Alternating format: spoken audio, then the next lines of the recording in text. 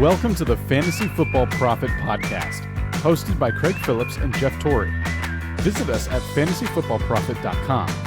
And now your hosts, Craig and Jeff. Welcome everyone to the Fantasy Football Profit Podcast. I'm Craig Phillips, joined as always by Jeff Torrey. And today we're talking week 12, week 12 NFL. We got the mailbag episode. We got a few questions for you guys here to try to help you out with this week. We got 3 games tomorrow. We're doing this on the Thanksgiving Eve, you could say. We got 3 games tomorrow, so it'll be interesting to see how that plays out. But we got some questions, try to help you out as we get going here. So let's jump into this thing. All right, first question. Here we go. Heater Sick, he says, do I start Rashad White, James Robinson, or Damian Harris this week? That's I was gonna say there's actually a lot of before I get into, I'm going to look at the matchups again on this one, but there's a lot of running backs that are starting to become relevant here as we go towards the end of this season. Rashad White's one of them that could be. There's a lot of others. Pacheco, it's all over the board. There's obviously Tony Pollard's really stepped up. Jeff Wilson's relevant on another team, which is crazy. But let's look at this. Rashad White would be my first instinct when I just looked at it right away. Yeah, I would agree with that one. And It is a good question. And I mean, I guess the question too is, in a very difficult one, is what do you really think of Damian Harris? That's what it is. It's not James Robinson in this one. Damian Harris was interesting last game. I don't think I could do it though. I think Rashad White's going to get more work. And yeah, I totally agree with you. I think he should. I think Damian Harris, even though he's very intriguing, we don't really know how the carries are going to kind of end up. And for all we know, knowing the Patriots and what they've been able to do, you might get a situation where both him and, Stevenson, any other running back get enough work. And you might find that one of them just takes the bell cow role because they have a hot hand, and you never know until the game gets going. So I agree with Craig when we say Rashad White, I would pick him. Yep. Yeah. If you held on to him all year, I mean, great. You're looking, it took a while, but hey, we got Nick in our league. So my brother, he has Rashad White. He's held on to Pacheco. He held on to these guys. He already had a good team, and now these guys step up. It's kind of nice how that worked out. And this is not unusual. Every year at the end of the year, at least for fantasy, going into the playoffs, going into the push, there will always be a handful of running backs, especially, right? Sure, wide receivers, tight end, sure, but with injuries and everything that occurs, these are the guys that always end up winning people leagues. And we always joke about Hightower, and that was so many years ago now, but every year this comes up, and you just have to be able to find them for these guys, some of them are handcuffs, but some of them are just trade value. Some of them you have, like Pacheco is a great example of kind of always on a roster, people trying to figure out where he's going to come in. And now he's kind of the guy there. Well, and it also can say that sometimes we're really impatient with rookies, right? Expect them to perform right away, and there's a lot of rookies that are starting to, it's later in the season and they're starting to come around, Pacheco and Rashad White, and then even at wide receiver Christian Watson we've talked about, and Treylon Burks last week after he's been hurt, and he came back, he looked awesome last week. Treylon Burks did, and Pickens as well. I mean, he was a Pickens little more, too. There's a lot of these guys, and maybe we could even have another one in Kyron Williams from the Rams. We'll see how that plays out now that Darrell Henderson was cut, which is, didn't see that one coming. So we'll see how that plays out. But all right, next question. Bready Spaghetti, he says, do I start Dak or do I wait on Fields? The only decent quarterback on the waiver wire is Garoppolo. Go get Garoppolo. I would wait. To be honest with you, I think I wait if that's the case. I'm okay with Garoppolo. I think he's a borderline top 10 quarterback, to be honest, coming up. He's been putting some good games together. So I would for sure go. I'd go get Jimmy Garoppolo, and I think I'd rather play Fields just for all. He's going against the Jets. It's not a great matchup, but his running ability is so awesome. I'd want to put Fields in the lineup if he plays, but I would take the chance. And I probably have Dak ranked a little bit ahead of Jimmy Garoppolo, but not by a lot. And because it's not by a lot, I'm willing to wait if I can get Garoppolo on my bench. That's my opinion. Yeah, I actually really like that as well. I'm a big fan of Fields and what he's doing at the moment.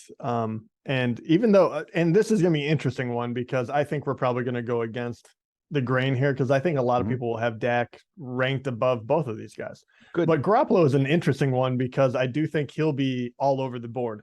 But I do think he's close enough in the matchup that he has that I would agree with Craig. I like Fields the most, and I don't think Dak and Garoppolo are huge, like heads and tails above. So I would do the same thing. So I guess the only other thing could be too, how risky do you want to be? Because the risk could be if Fields even does play, does he get hurt, right? Do you want to go with the safer option? Because I mean, he is hurt. So does he re-aggravate it more to the point where he's out? So and here's an interesting one too.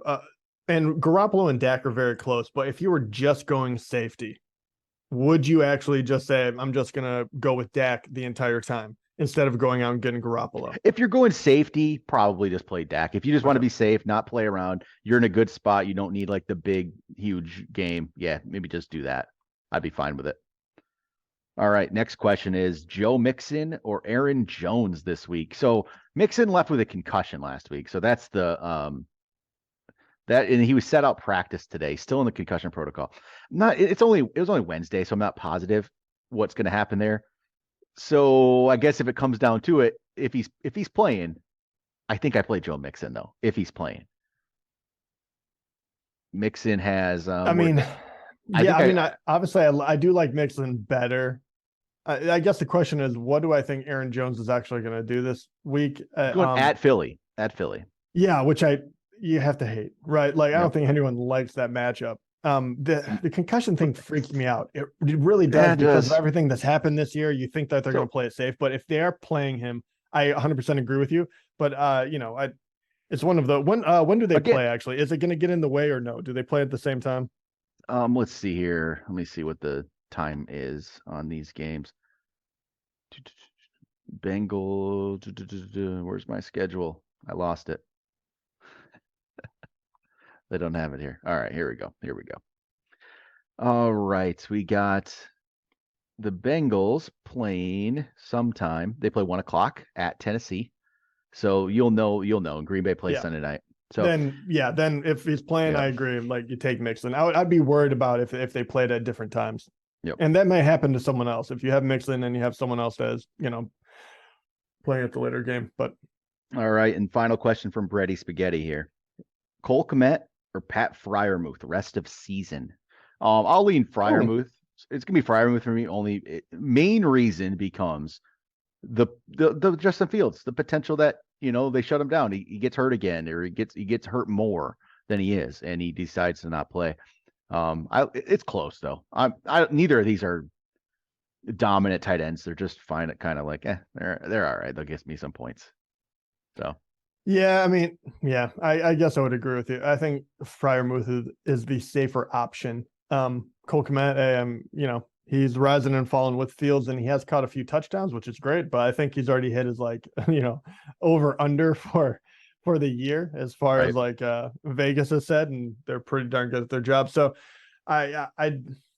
maybe Kmet has some touchdown upside, but I think Freiermuth would be the move for the entire year. Jeff asks, do you believe Swift is a good buy low in dynasty formats? He seems to be hampered by injuries, and a fresh start next year. He could return to form.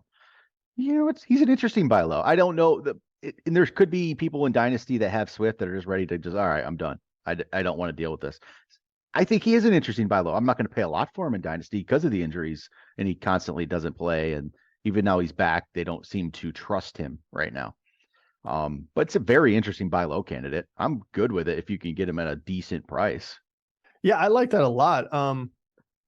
First of all, I still very much believe in the talent, and you can see the points he's able to put up with very minimal amount of touches. If he does ever get really healthy and the Lions get somewhat better, then his upside is huge.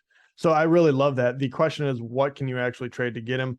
And I want to throw some stuff by you, Craig, of what you would actually give up for him, right? So I'll start kind of like reasonable, and then we'll go up to up and up.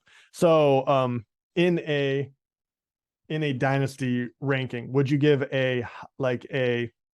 when I say high, I mean like like 1, 2, 3, top 4 picks or whatever, a high second round pick for him? I think I would, to be honest. I think I would. I would give that back end round 1.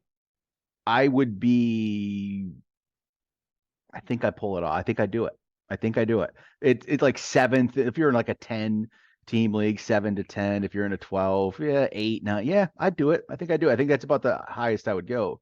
Okay. But I think I would. I think I'd take the chance. Usually, if you're there, you're probably a solid team. And Swift is young, and hey, take a chance. I would. I think I would. I think I would take a chance. He looked really good earlier in the year when he got chances.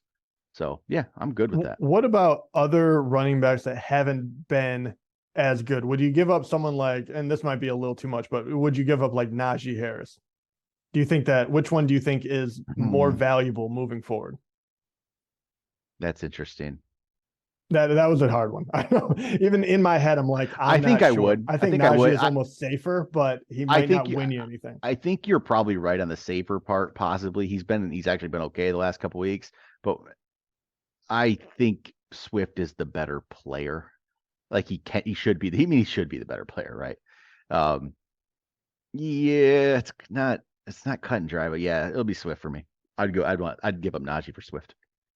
Yep, I'll do it. Oh, that's pretty good. I mean, I don't really have too many other ones than that because I don't think it'd be worthwhile. Right. There's other guys here, but like even guys that, and I guess that would be the other thing. If I was here and you had guys that will help people win this year, like a Montgomery, I would try to do like a package deal with like Montgomery and someone else, because you're kind of like Swift is a better long-term play, but Montgomery is going to be more fruitful for the coming weeks.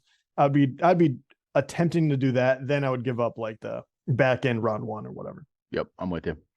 All right. Brother Coffee Bean. He says, I picked up Jawan Johnson at tight end while Gesicki and Disley are on bye. Should I keep Johnson and dump Disley? Yeah. Yeah, for sure. Yeah. Jawan's been good. He's catching touchdowns every week. He doesn't do much else, but I would do that. He says, should I re-pick up Darren Waller when he returns? Yeah, I'd try to. Yeah. It's worth a shot. I think he can come back in like 2 weeks, possibly. So yeah, I'd probably, if you have enough bench, just take that chance. If you're running out Jawan Johnson, yeah, take it. I'd get Waller. Just maybe, right? He can do something. Yeah. They need more. They need more people to throw to. I mean, right now it is, a complete one wide receiver scheme. So yeah, I like the opportunity there. So he says, Kyler has a week 13 bye. His backup quarterback options would be Matt Ryan. Right now, his backup on his team is Matt Ryan. He says some other options could be Heineke, Kenny Pickett. Who would you play it with when Kyler on bye there? I think I'm going to say Heineke.